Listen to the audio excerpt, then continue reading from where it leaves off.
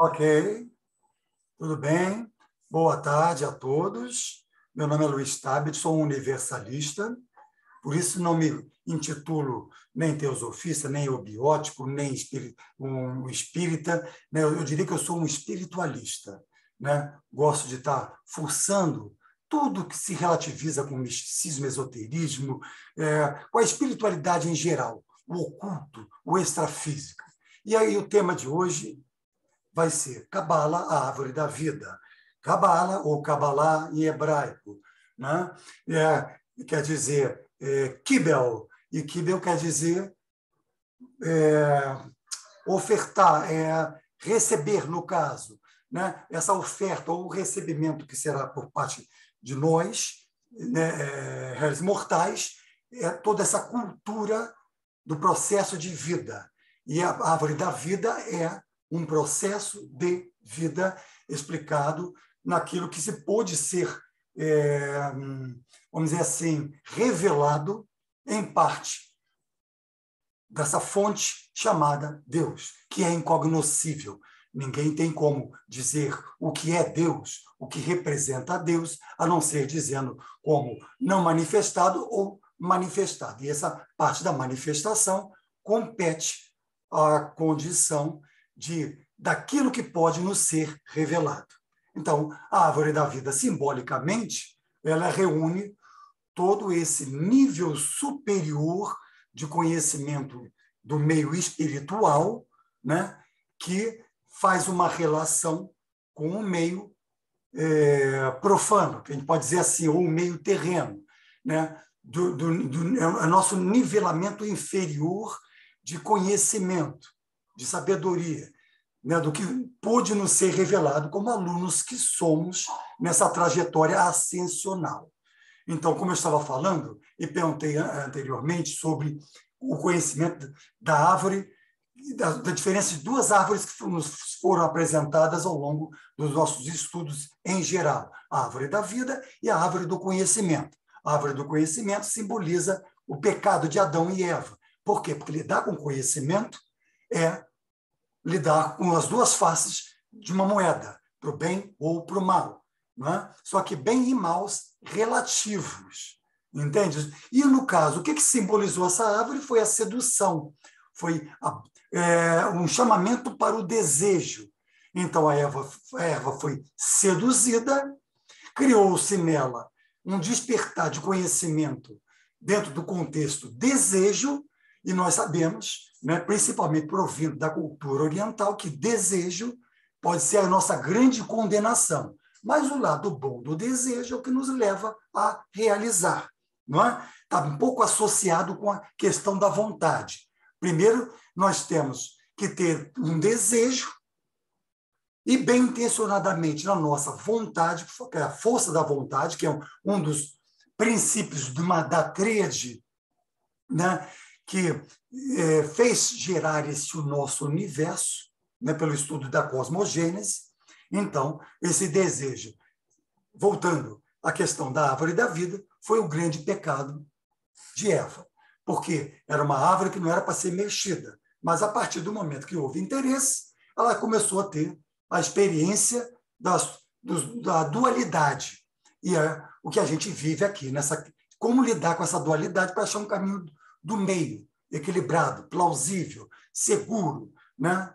Dentro de um contexto que a gente imagine ser desta maneira. Tá?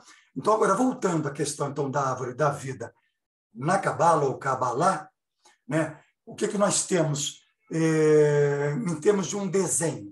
Né? Nós temos são rodas, e essas rodas são chamadas, cada uma delas, de Séfira, e no plural, se eu me direcionar a essas rodas, eu vou falar as Sefirot. Né? Então, no plural, Séfira, no plural, chama-se Sefirot. E foi criado esse organograma, esse sistema didático de compreensão dessas emanações do todo, né? Ou de Deus, ou no nome que queira se dar, né? Dessa unidade única, né? Que na sua expansão deixa toda uma cultura de si mesma para ser revelada, mas mediante um trabalho de dar consciência à vida, uma vida energia, né, transformada numa vida de consciência, porque essa expansão tudo tem vida, né, tudo tem energia, né, nada está perdido num vazio ou numa imobilidade real, absoluta. Né? Por isso que tudo se relativiza, até o absoluto se relativiza, porque ele está imbuído de uma relatividade dentro dessa condição nossa manifesta, onde tudo se transforma, tudo está em movimento constantemente. Não é? Então, o que acontece? No período medieval foi apontado que alquimistas cristãos e judeus começaram a mexer com esse organograma, né, para tentar explicar essas revelações. Aí o que acontece? Hoje em dia, os judeus até nem quase mais usam esse organograma. Mas sabe como é que é o Ocidente, né? O Ocidente vem cheio de interesses, possivelmente podendo corromper a cultura de base ou iniciática real, né?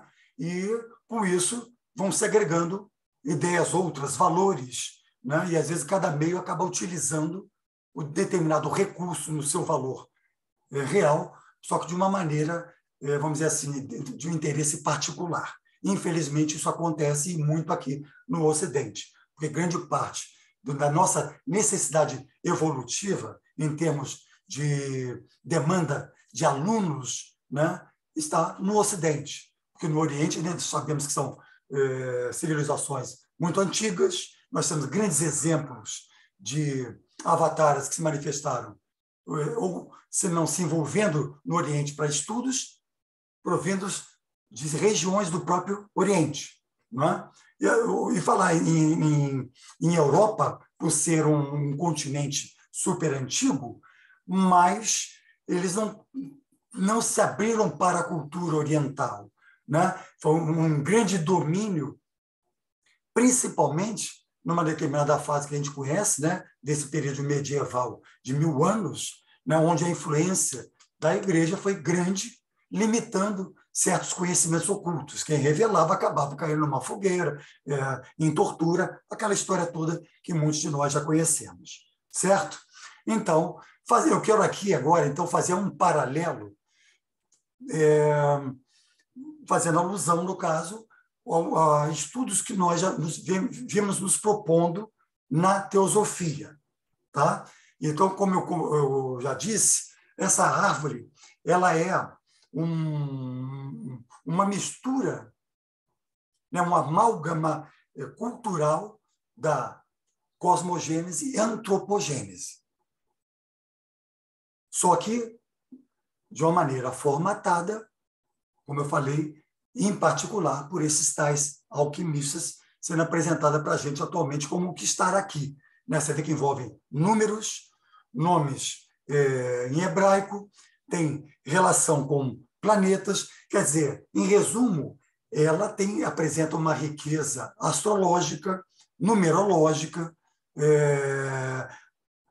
apresenta os arcanos maiores e menores, que tem a ver com o tarô, mas não vai ser o que vai acontecer agora, no momento, para eu não ter que me aprofundar tanto e encher por demais a cabeça de vocês com tanta cultura que até eu não tenho em particular. Eu procurei, ao enxergar basicamente essa árvore, senti-la, qual seria o paralelo que eu faria com aquilo que a gente conhece na teosofia.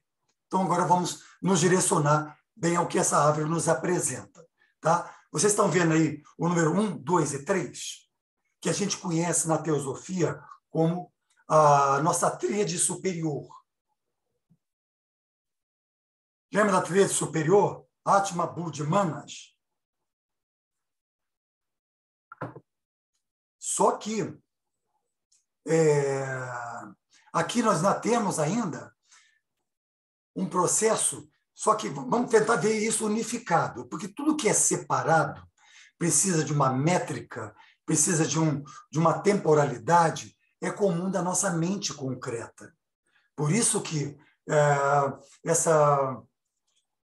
aquilo que a gente conhece como essa tríade religiosa como Pai, Filho e Espírito Santo, e na teosofia nós conhecemos como Pai, Mãe e Filho, o que soa até melhor, não é? Porque a gente tem a união de um primeiro aspecto, que é o masculino, com o aspecto feminino, não é? Então, nessa junção de espírito e matéria, né? A matéria sendo representada como a Mãe Divina, né? E o espírito como o pai, a inteligência, a sabedoria. Então, essa união é que nos dá esse processo de vida e que resultou o quê? No Filho, simbolicamente falando, que vai ser o Criador, a mente universal. Não é? Então, não sei se vocês já conheciam dessa maneira. Tá? Mas foi tudo só um convencionamento, que eu diria que poderia ser a primeira emanação como um aspecto feminino e a segunda emanação como aspecto masculino. Né? Algum motivo cultural e que sempre me arremete a reflexionar a respeito de fazer com que o homem sempre iconizasse os contextos de poder, né? Por isso que Papai Noel virou pai, né? Deus é Deus Pai, por que não é Deus Mãe? Não é? Então, só para vocês se certificarem desse relativismo histórico e que mexe numa cultura que faz com que a cabeça das pessoas que não estudarem mais profundamente se sintam meio que direcionadas ou, como é que fala, condicionadas àquele meio que, vamos dizer assim, exterioriza tal cultura por um interesse particular. Desculpe eu estar jogando aqui o que acontece com relação a essa questão, que é uma questão que a gente convive. Vale sempre a pena um alerta, né, para sabermos que tudo que vem do popular tem um motivo plausível por trás, um motivo de um princípio e um princípio de valor. Então, nós, como buscadores, é que temos que buscar, né, analisar, fazermos comparações, para não sermos facilmente enganados ou direcionados de acordo com interesses em particular. Tá? Então, voltando para essa tríade aqui, nós temos essa número 1, Keter, que é conhecido como a coroa de Deus, mas uma representação da emanação inicial de Deus. Lá no final, seguindo essa coluna central, no número 10, é conhecido como Malkut. Malkut seria, então, o reino de Deus, onde as manifestações em corpos que nós temos, que são 7, né, estão reunidos no corpo humano. Um corpo humano que representa, vamos dizer assim, Deus humanamente falando, que nos espera em latência, que, vamos dizer assim, venhamos a evoluir consciencialmente, fazendo evoluir todos esses 7 corpos. E aí teremos o nosso caminho, que veio por uma descendência, né, por essa projeção, essa derivação de Deus num meio o mais, como é que a gente fala, denso possível.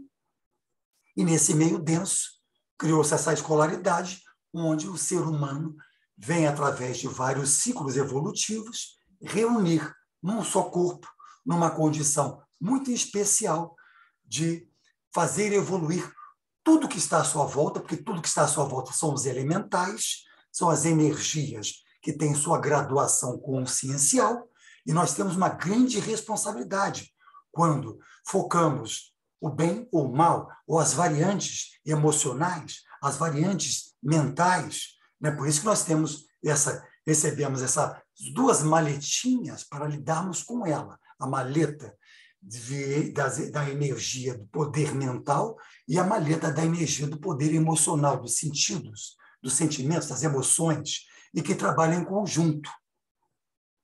Então, como eu estava falando naquela hora da questão da mente concreta, é que a gente precisa dessa separatividade, mas, na verdade, tudo está em conjunto, tudo está interligado. Então, é a alma que nos apresenta uma alma inferior, né? E não a alma superior, mas uma alma superior que nos abarca e que nos espera em latência que venhamos o quê? A fazer com que as nossas energias evoluindo vão encontrando reverberação e entendimento maior provindo dessa alma superior, deste eu superior. Então, é sair do eu inferior ou ego inferior para o eu ou ego superior. Tá? Então, tem essa coluna do meio. As duas colunas outras, uma que envolve o número 2, 4 e 7, são vistas como colunas do bem. E a 3, 5 e 8 como colunas do mal. Mas voltando a realçar que isso é muito importante, isso é só para relativizarmos onde pode-se ter mais facilidade, né? Já que dá um sentido de bem. Mas muitas vezes esse bem relativiza questões que caminham para um negativismo, um desequilíbrio. E esse lado, como é visto como mal, não é, na verdade, um grande mal, eles são só os desafios, as exigências, e que é importante para o nosso conhecimento, para a nossa evolução. Não é? Então, nós temos que ser desafiados, sairmos da zona de conforto para evoluirmos.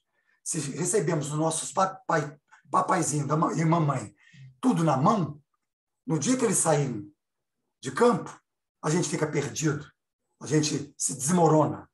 Então, né, o nosso papaizinho, mamãe do céu, criou tudo o que criou, e é uma inerência nossa, nesse processo de aprendizado, vamos dizer assim, sofrer, sentir dor, mas é porque é uma resultante que não tem como fugir. Né? Fazendo uma analogia, os nossos filhos passam pela dor, porque estão tendo que aprender a andar, a reconhecer o mundo à volta deles, né? A ter uma exigência de comunicação para serem atendidos na fome, né? Nas necessidades fisiológicas, vai por aí. Então, numa visão macro, a criação espera isso de nós, só que nos dá um livre-arbítrio, escorado, um livre-arbítrio com certas limitações. Por quê? Porque é um livre-arbítrio escorado em leis.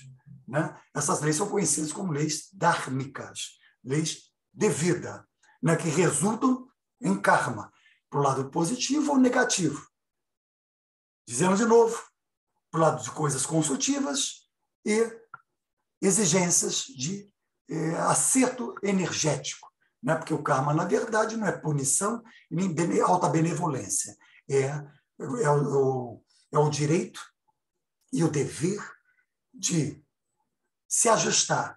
Então, eu vou me ajustar com questões que eu tenho em latência no caminho do bem e me ajusto com o que vai acontecendo com a minha vida atual e me ajusto em latência com questões que eu tenho que acertar dentro de mim para que a minha exteriorização, meu comportamento, né, seja o mais correto possível e não traga problema para o próximo e menos para mim também. Né? Principalmente pensando sempre no próximo, que não tem nada a ver com as nossas ações de uma certa forma. Esse é um respeito maior. Né? O segundo ponto a nos preocuparmos é conosco. Se a gente se estrutura com bases, com boa raiz, né? Lidando com esse corpo mental e o corpo emocional, a gente tem condição de exteriorizar essa base, né? De uma maneira a propagar melhor tudo que a gente tem como uma verdade relativa. Não é verdade relativa porque cada um tem seu conteúdo. Tanto que a minha interpretação aqui, né, desde o começo dessa explanação, é uma interpretação minha que pode incorrer em algum tipo de erro, né? Mas é a maneira com que eu lido com o meu conteúdo em particular para entender essa árvore da vida que vem de uma cultura propriamente dita judaica, né, de maior peso no meio judaico, e, como eu estava falando, tentando procurar fazer um paralelo com a nossa cultura teosófica ou eubiótica. Né? Então, vamos lá. Voltando lá, aí já falei das colunas, e a coluna central, que seria então a coluna do equilíbrio, né? Onde aquela emanação se centra esperando tudo de maior harmonia possível. Certo? Então, nós temos, voltando lá no número 1, né, o emanador. Aí, está até escrito ali, o mago, à direita de vocês. Quer dizer, é o grande mágico de tudo que é expandido, derivado de si mesmo. Então, tudo tem uma magia, tudo tem uma transformação. Então, nessa número 2, que é chamada de Rokhmah, né, nós temos aí sim o aspecto masculino. Né, vocês verem que, então, no caso da Kabbalah, dessa árvore, o princípio inicial não foi dado logo como o aspecto masculino, como a gente conhece, pai, mãe e filho, né? Então, é o emanador, aí vem o aspecto masculino, né? Que aí, no caso, eles dão também como o sabedor, quer dizer, a sabedoria vem da questão do aspecto masculino, da energia masculina, né? Por favor, realçando, lógico que pode não servir para vocês que já estão dentro de uma evolução, mas para quem estará nos ouvindo, possivelmente, né? Jamais ter uma visão antropomórfica do que vai vir sendo colocado aqui. Quando acontecer isso, eu vou até estar fazendo esse apontamento. Tá? Então, eu digo aqui em termos de energia e convencionamento colocado por nós para bem entendermos na nossa comunicação. Então, foi convencionado nesse Roquimá a questão da sabedoria e a energia masculina, que aí é uma energia vamos dizer assim, da lógica, da razão, né? Do racional, do intelecto. Aí nós temos essa ligação com Biná, a Sefirá número 3, que aí sim é a mãe, é a energia feminina, né? É a energia que bem tudo recebe, né? A energia que transforma. Tudo que vem dessa sabedoria, que é emanado da sabedoria, para que, através de um conhecimento, ela dê esse colo a esse conhecimento e o transforme em sabedoria que retorna para o próprio Roquimá. Então, quer dizer, vocês veem que tudo tem um certo entrelaçamento, né? Nada tem uma distinção tão em particular, porque tudo funciona em conjunto, só que vai vibrar mais dentro, vamos dizer assim, um objeto aqui, ele tem um poder de vibração maior, uma vez que ele tem todo um processo de consciência que o faz ser linkado, não é? Com a sabedoria, lá do tal aspecto masculino, com o conhecimento e o amor e essa visão estética, essa visão do cuidado, vamos dizer assim, da proteção, né, que é bem importante nesse processo agregador, construtivo, edificador, que é esse processo universal, né, no macrocosmo falando, e nas questões microcósmicas que nós vivenciamos. Não é? Então, vocês veem como isso funciona. Então, pegar esse sentido, né, sem essa separatividade, é o que nos dá esse exercício da mente abstrata, porque ela abstrai a separatividade neste tal ponto, para a gente entender essas nossas ligações. Vocês estão vendo aí o número 11, que é uma bola branquinha, está escrito assim, Da'at, que vem nessa coluna do centro, né, logo abaixo de Keter, ou Keter. Ela, na verdade, ela não é uma sefirá, e nem funciona, vamos dizer assim, como se fosse, desse organograma, como se fosse um círculo. Né?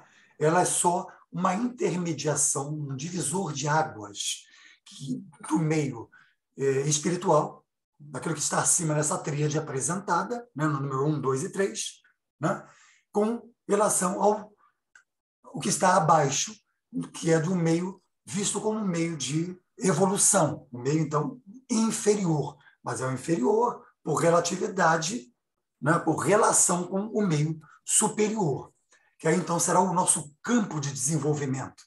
Então, é a mesma coisa na teosofia. Né? Nós temos, a partir dessa tríade superior, os 4 planos ou 4 mundos, que até falar em plano fica parecendo uma coisa dividida, mas, na verdade, são mundos e mundos que se concentram. Né? Há uma interligação também desses mundos, só que é o que vai criar a diferenciação, é uma diferenciação por vibração. Tudo é estado de vibração.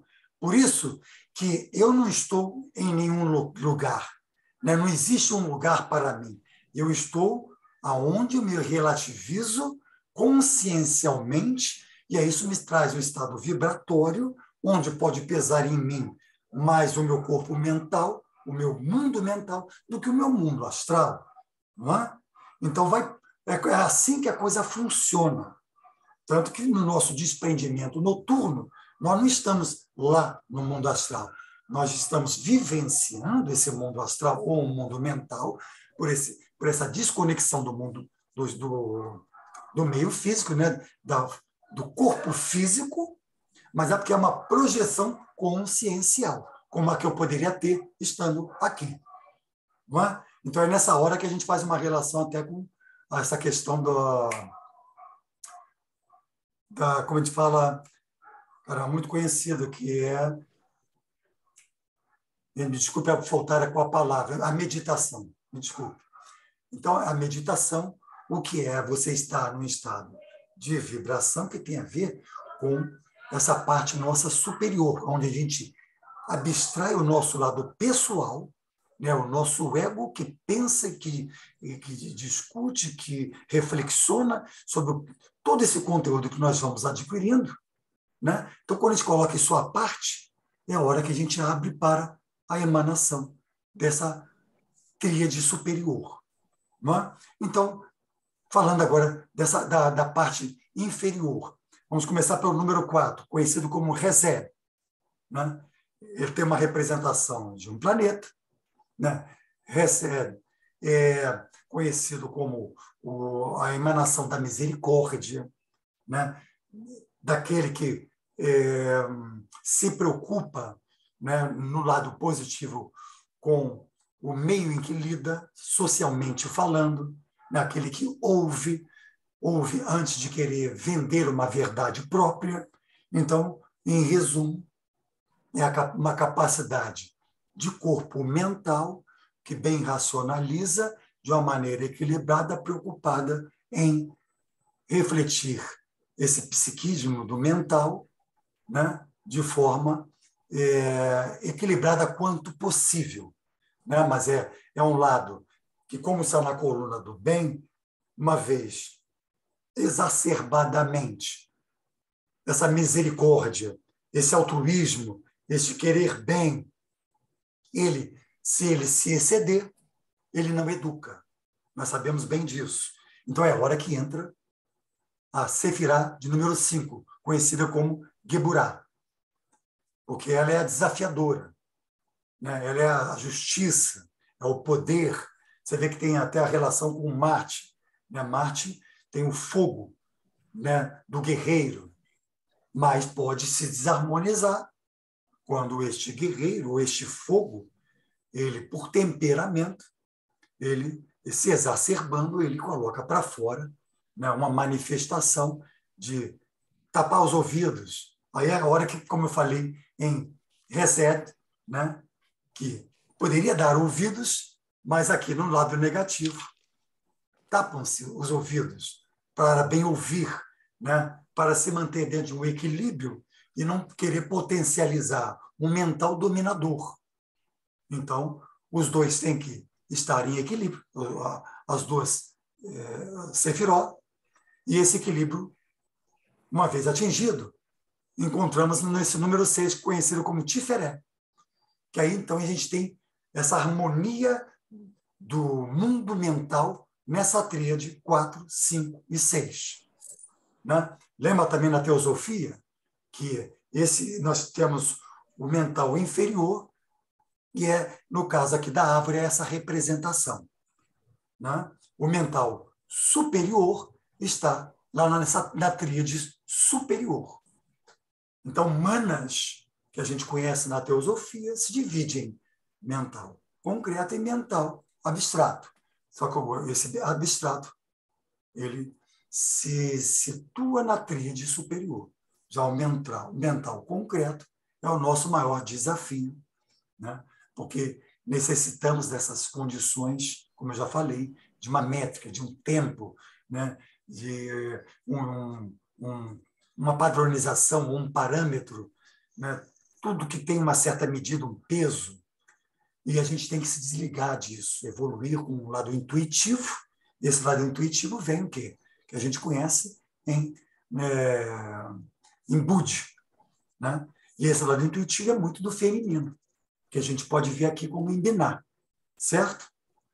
Então, Teferé, uma vez atingido, esse corpo mental evoluído, né, por esse equilíbrio das duas sefirot, a gente tem uma representação arquetípica aqui de um Cristo, de um Buda, né, de seres também conhecidos como avataras, né, dentro de um estágio de evolução tal, né, e aí a comunicação com a emanação do ego superior, né, fica mais facilitada, né? É um outro estágio de consciência evolutiva.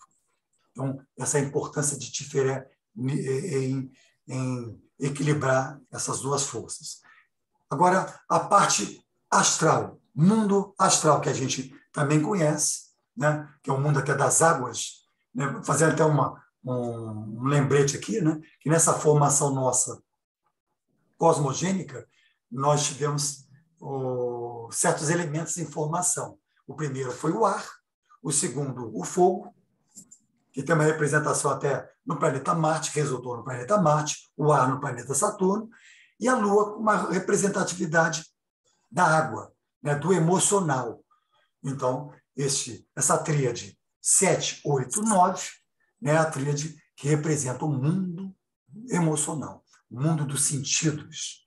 E aí vem, então, os desafios comportamentais, principalmente, porque os nossos sentidos muitas vezes nos enganam, nos desarmonizam e nos exigem em bem entender e graduar este emocional para não nos autossabotarmos e nem criarmos um problema maior no nosso meio de convivência, em sociedade. Não é? Então, nós temos aqui na Sefirá número 7, né, que é Netzar, conhecido no termo em hebraico. Então, ela representa a glória, né? Aliás, na verdade, é a vitória, porque a glória nós estamos em Ru, mas essa vitória é em vencermos o que vem a partir da influência, como está aí sendo apontado em Vênus, que é essa coisa do poder da sedução, o que o desejo pode gerar em nós, o perigo desse desejo, porque tem muito do feminino aí, né, da corrente de energia sexual que pode corromper-nos em nossas ações, né? É até uma sefirá que projeta a energia dos artistas, né, dos criadores da arte, dessa sensibilidade. Por isso que a resultante dessa sefirá é uma resultante estética, onde, se a harmonia prevalecer, né, nós temos esse corpo das emoções em equilíbrio. E aí podemos levar esse equilíbrio para um corpo mental, não deixando que esse corpo mental haja de uma maneira fria, indiferente, apática, porque ser só mental, a gente também acaba tendo uma vida sem empatia, né, sem um sentido que na agregação dê facilidade para fazer fluir o amor, um amor que é incondicional.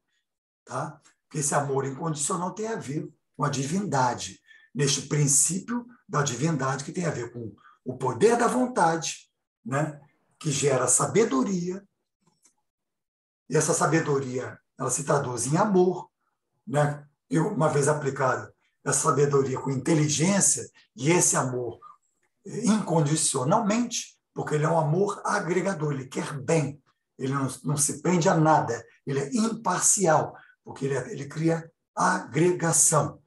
Todo o universo é feito por agregação, por isso que tudo está interligado. Quando há um choque nessas ligações, essas interligações, é a hora que as leis exigem a harmonização. Né? Porque tudo tem que ser edificador.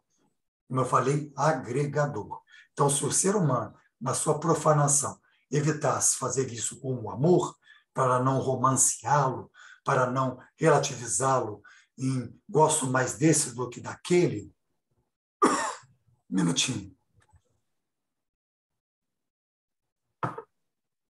Mas é um grau de aplicabilidade do amor, onde, não precisando conhecer nada nem ninguém, a gente pode dizer que ama tudo e todos, toda manifestação.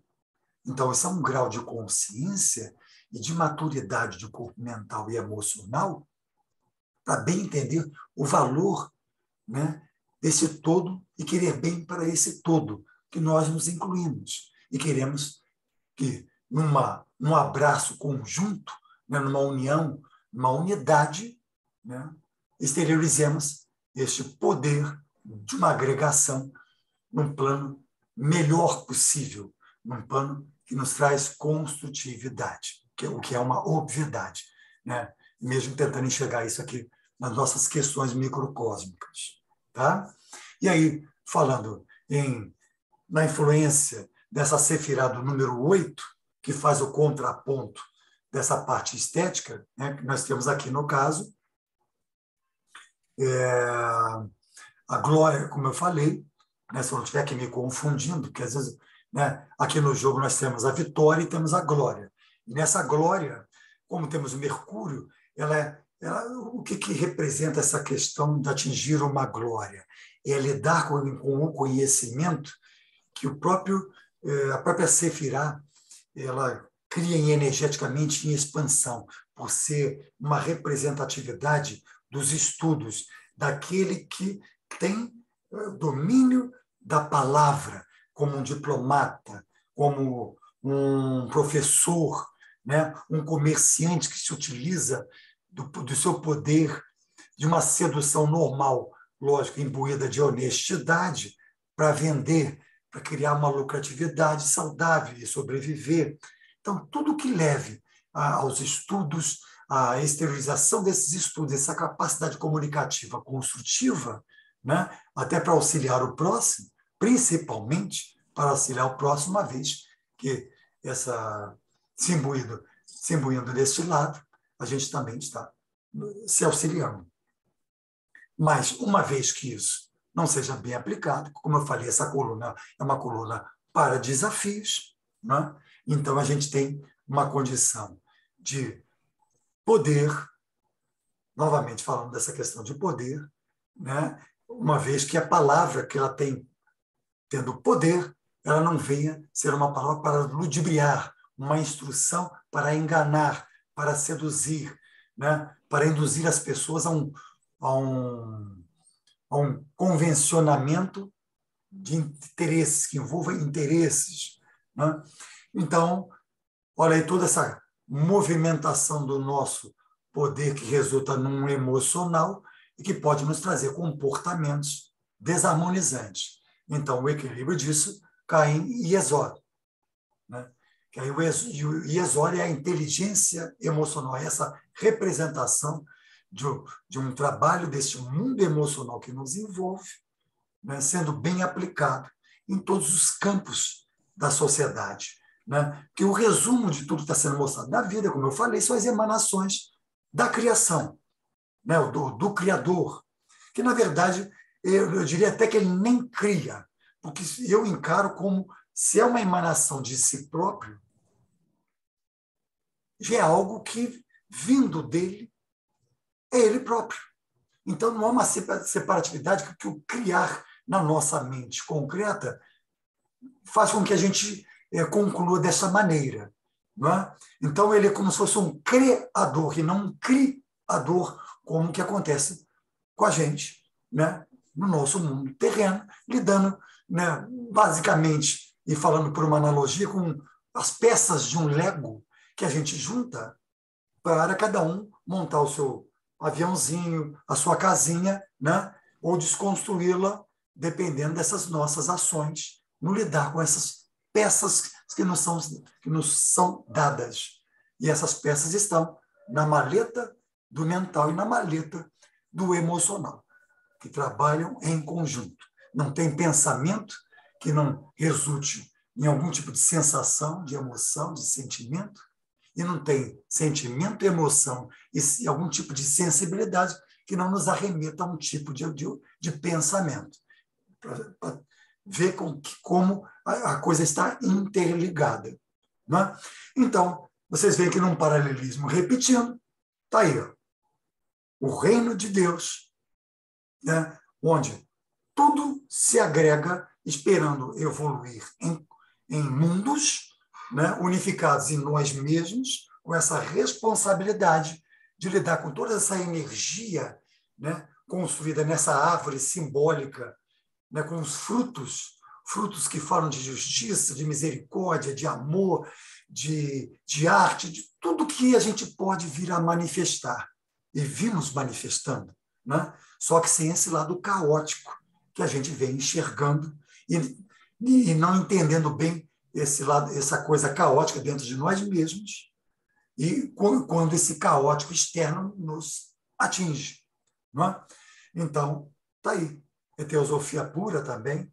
É só uma conclusão para ver que, ao longo do tempo, né, da nossa história, são civilizações, seres humanos, tentando sectarizar a sociedade por algum tipo de interesse, escuso ou não, benéfico ou não, né, com interesses em poder ou não, mas que, a partir de uma interpretação de tais meios, aquela cultura original, primordial, vem a ser passível de ser corrompida, mal interpretada, mesmo pelos bem-intencionados, porque os bem-intencionados não são deuses, são deuses em latência.